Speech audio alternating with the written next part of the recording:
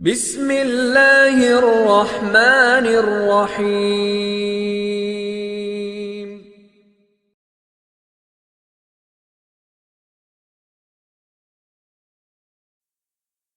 اعوذ باللہ من الشیطان الرجیم، بسم اللہ الرحمن الرحیم۔ اللہم صلی علی محمد وعلی محمد۔ معزز ناظرین و سامعین، السلام علیکم ورحمۃ اللہ وبرکاتہ۔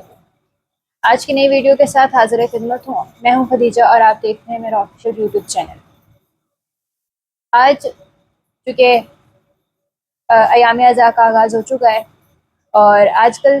ہر کوئی مجالس کا انعقاد کروا رہا ہے اور مجالس میں شرکت کو مومنین کی طرف سے یقینی بھی بنایا جاتا ہے۔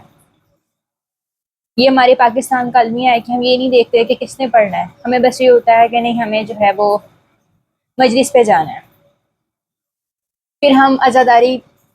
کے عنوان پہ یہ چیز بھی نہیں دیکھتے کہ کیا چیز سنت ہے، کیا چیز عزاداری میں اضافہ ہے یعنی بدعت ہے، کیا چیز محض صرف رسومات تک جو ہے وہ ہم تک پہنچی ہے، لیکن اس کا حقیقت میں ائمہ علیہم السلام سے کوئی تعلق نہیں ہے، نہ انہوں نے کبھی ایسی چیزوں کا حکم دیا، نہ انہوں نے خود کی۔ جب ہم خود کو ائمہ معصومین علیہم السلام کا پیروکار کہتے ہیں تو پھر ہمارا یہ فریضہ بنتا ہے کہ ہم اس چیز کو سمجھیں کہ جو کام انہوں نے نہیں کیے یا جو چیزیں ان سے ہم تک نہیں پہنچی ہیں ہم ان کو نہ اپنائیں۔ واقعہ کربلا کو لے کر ویسے بھی بہت زیادہ من گھڑت چیزیں بھی ہمارے مکتب میں داخل کر دی گئی ہیں جس کا مقصد محض لوگوں کو رلانا ہے۔ حالانکہ واقعہ کربلا کا مقصد محض گریہ زاری نہیں ہے، بے شک گریہ کرنا سنت ہے، لیکن اس کا مقصد صرف گریہ زاری نہیں تھا۔ اس کا مقصد یہ تھا کہ ہم رہتی دنیا تک ایک حق و باطل کی پہچان کو سمجھ سکیں، ہم امام علیہ السلام کے قیام کے مقصد کو سمجھ سکیں جو امام نے خود 12 جگہ پہ بتایا ہے۔ ایک جگہ پہ علماء کی سرزنش کرتے ہوئے فرمایا کہ تم لوگوں کی خاموشی کی وجہ سے یزید کو اس حد تک وہ چلا گیا ہے۔ کہیں پہ یہ کہا کہ میں حق اور باطل کی تفریق کے لیے نکلا ہوں، کہیں پہ بتایا کہ میں امر بالمعروف و نہی عن المنکر کے لیے نکلا ہوں، کہیں پہ بتایا کہ میں امت کی اصلاح کے لیے نکلا ہوں۔ یعنی کہ امام نے اپنے مقاصد کو بالکل واضح کیا۔ امام کا مقصد صرف یہ نہیں تھا کہ وہ جا کے قربان ہو جائیں گے، ہاں یہ انہوں نے ضرور بتایا کہ جب دین پر بات آئے تو اپنے کنبے سمیت قربان ہونا بھی جو ہے وہ ہمارا فریضہ ہے اور ہمیں ہو جانا چاہیے۔ تو میں آج جو ائمہ معصومین علیہم السلام سے عزاداری کے عنوان سے جو چیزیں ثابت شدہ ہیں وہ پیش کروں گی کتاب المکتب سے، جو کہ میرے مینٹور بھی ہیں، استاد بھی ہیں۔ ان کی کتاب ہے المکتب، قبلہ ابو ابراہیم آغا علی روحانی صاحب کی کتاب۔ المکتب کتاب کے بارے سے تھوڑا سا بتاتے چلوں کہ المکتب کتاب ٹوٹلی مکتب تشیع کو جو ہے وہ ڈیفائن کرتی کتاب ہے۔ اس میں آپ کو جو لوگ نئے ہیں، جو لوگ ویسے مکتب تشیع کو بھی پڑھنا چاہتے ہیں، وہ بھی اگر اس کتاب کو پڑھتے ہیں تو وہ بہترین استفادہ کریں گے۔ خاص کر جب آپ رائج ملنگیت اور شیعت کو دیکھ رہے ہیں تو اس میں یہ کتاب آپ کو بالکل ایک پراپر انسائٹ دے گی کہ اصل حقیقی تشیع کیا ہے، حقیقی شیعت کیا ہے۔ یہ جو آپ ممبروں سے سن رہے ہیں یہ حقیقی شیعت ہے، یہ حقیقی مکتب تشیع کچھ اور ہے۔ یہاں پہ آپ کو ہادیان مکتب یعنی ائمہ معصومین علیہ السلام کا مختصر تعارف، ان کی سیرت بھی ملے گی۔ اسی طریقے سے عقائد پر یہ مفصل کتاب ہے، عقائد پر، بدعت و خرافات کے اوپر رد پر یہ مفصل کتاب ہے۔ تو اب شروع کرتے ہیں۔ اس میں لکھتے ہیں کہ اب ہم آپ کی خدمت میں تقابل پیش کرتے ہیں تاکہ بات کو، کیونکہ اس سے پہلے انہوں نے جو موجودہ شیعت میں چیزیں عزاداری کے نام پر رائج ہو چکی ہیں وہ لکھی تھی، اس کے بعد اب وہ تقابل پیش کرنے کے بعد یہ لکھتے ہیں کہ اب ہم وہ چیزیں پیش کریں گے کہ جو سنت ائمہ علیہم السلام کہلائی جا سکتی ہیں، جن میں پہلی جو چیز لکھی ہے وہ ہے کہ امام علی مقام حسین ابن علی علیہ السلام کا ذکر مبارک سن کر، آپ کی شہادت کا ذکر سن کر آنسو بہانا، گریہ کرنا، یا کم سے کم چہرے سے سوگواری کی حالت کو نمایاں کرنا، جیسے کہ ایک روایت میں کہا گیا ہے کہ ذکر حسین علیہ السلام سن کر اگر رو نہ سکو تو رونے کی شکل بنا دو۔ اسی طرح مزید آگے لکھتے ہیں کہ ذکر امام حسین علیہ السلام جہاں بھی ممکن ہو، جہاں بھی کوئی علمی نشست ہو یا جہاں بھی کوئی درس و تدریس کا معاملہ ہو،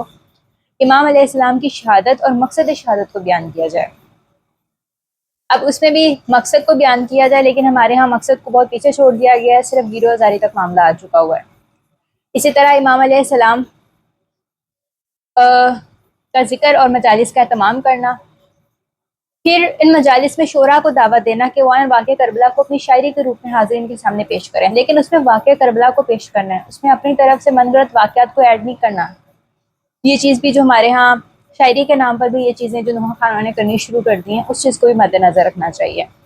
یوم شہادت امام یعنی یوم عاشور حالت سوگواری میں رہنا، اس روز مموم رہنا، اس روز زیارت امام پڑھنا، بار بار امام علیہ السلام کی مظلومانہ شہادت کو یاد کر کے گریہ کرنا، اس روز خوشی کے عنوان سے کوئی بھی کام سر انجام نہ دینا،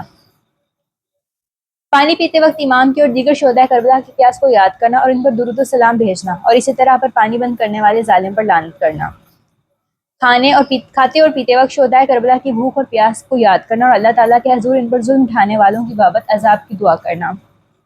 مزید لکھتے ہیں کہ مجالس حسینیہ کے انعقاد پر یا دوسری محفل میں ذکر شہادت کے ساتھ ساتھ دینی احکامات کو بھی بیان کرنا اور ساتھ ساتھ سیرت حسینی کو بھی پیش کرنا۔ یہ جو چیز ہے کہ ہم دینی احکام بھی اور سیرت ساتھ ساتھ چلے، یہ ہمارے ہاں ممبروں سے بدقسمتی سے بالکل بھی نہیں پیش کی جاتی۔ ہمیں مجالس میں بالکل نہیں بتایا جاتا کہ امام حسین علیہ السلام ہم سے کیا چاہتے ہیں، ان کی کیا سیرت ہے، ان کی کیا تعلیمات ہے، ہمیں کیسا بننا ہے۔ ہم محض حسینی کہلوا کر جو ہے ہماری بخشش ہو جانی ہے کہ ہمیں اپنے کردار کو بھی حسینی کردار بنانا پڑے گا۔ مزید لکھتے ہیں کہ سیرت حسینی کو اپناتے ہوئے اور انکار بیعت حسینی کو بنیاد بنا کر ہر ظالم کے مخالف رہنا، ہر طاغوتی نظام کے مخالف رہنا، ہر مظلوم کا ساتھی رہنا،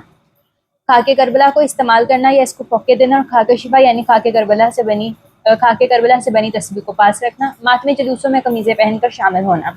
یہ چیز بہت اہم ہے کہ آپ جلوسوں میں شامل ہو رہے ہیں، آپ مجالس برپا کر رہے ہیں، لیکن اس میں آپ کو جو لباس ہے اس کا بہت زیادہ خیال رکھنے کی ضرورت ہے۔ یہ چیز جو ہے قمیضیں اتار کر، اور یہ چیزیں ہمارے مکتب کی بدنامی کا باعث بنتی ہیں، اور یہ کسی طور پر بھی شرعی امور نہیں ہے۔ زیادہ سے زیادہ شہادت امام حسین علیہ السلام کی ترویج کرنا، جیسے سید الساجدین امام زین العابدین علیہ السلام کے حالات و واقعات پڑھ لیجئے کہ ان ایام میں وہ چھوٹی سے چھوٹی بات پر بھی سید الشہداء کو خراج تحسین پیش کرتے ہیں اور گریہ زاری کرتے۔ مثلا آپ کسی قصاب کی دکان پر جاتے تو وہاں رک جاتے، اور جب وہ قصاب آپ کو سلام کر کے آگے آتا تو آپ فرماتے کہ کیا تمہیں جانوروں کو ذبح کرنے سے پہلے پانی پلایا ہے؟ کیونکہ میرے جد ان کے انصار اور میرے خاندان والوں کو بغیر پانی پلائے ظالم نے شہید کیا۔ اسی طرح آگے فرماتے ہیں کہ آگے لکھتے ہیں کہ ائمہ علیہ السلام کی یہ سنت اور سیرت رہی کہ مجالس کا اہتمام کچھ اس طرح سے ہو جس سے دوسرے برادران اسلامیہ کی دل آزاری نہ ہو۔ ہمیں مجالس کو ایک پلیٹ فارم دینا ہے کہ لوگ ہمارے مکتب کی طرف آئیں، لوگ حسینیت کو سمجھیں، حسینی کردار کو سمجھیں، نہ کہ ہم اس میں جو ہمارے آج تک جو ہے وہ تبرہ بازی کے نام پر گالم گلوچ، توہین، تکفیر والے معاملات چل رہے ہیں، اس طرح سے برادران جو ہیں وہ ہم سے دور ہوتے ہیں، نہ کہ ہمارے قریب ہونے کے۔ ہمیں ایسا پلیٹ فارم دینا چاہیے کہ وہ زیادہ سے زیادہ امام حسین علیہ السلام کی مظلوم شخصیت کو سمجھیں، ان کے مقصد کو سمجھیں، اور وہ خود ہمارے جو مجالس میں ہیں وہ چل کر آئیں۔ تو یہ کچھ انہوں نے چیزیں لکھی ہیں، اور اس کے ساتھ ہی اس دعوت فکر کے ساتھ کہ صرف واقعہ کربلا کو سنیے مت، اس کے مقصد کو پہچان کر ان کو عملی طور پر اپنی زندگی میں نافذ کرنے کی کوشش کریں۔ اگر آج ہم حق اور باطل کو نہیں پہچان سکتے، اگر آج ہم صرف تبرہ بازی کرتے ہیں لیکن ہم امر بالمعروف سے دور ہیں، ہم نہی عن المنکر سے دور ہیں، ہم اس فریضے کو انجام نہیں دے رہے ہیں، تو پھر ہمارا مقصد کربلا کو سمجھنا یا امام حسین پر فقط گریہ زاری ہمیں کوئی فائدہ نہیں دے گی۔ بے شک امام علیہ السلام کی شہادت پر کوئی پتھر ہی ہوگا جو گریہ نہ کر سکے، ایک فطری سی چیز ہے، لیکن اس چیز کو بھی سمجھنے کی ضرورت ہے کہ فقط گریہ کافی نہیں ہے، مقصد کو سمجھنا بھی ضروری ہے۔ اس کے ساتھ ہی انشاءاللہ ملتے ہیں نیکسٹ ویڈیو میں، تب تک کے لیے اللہ حافظ۔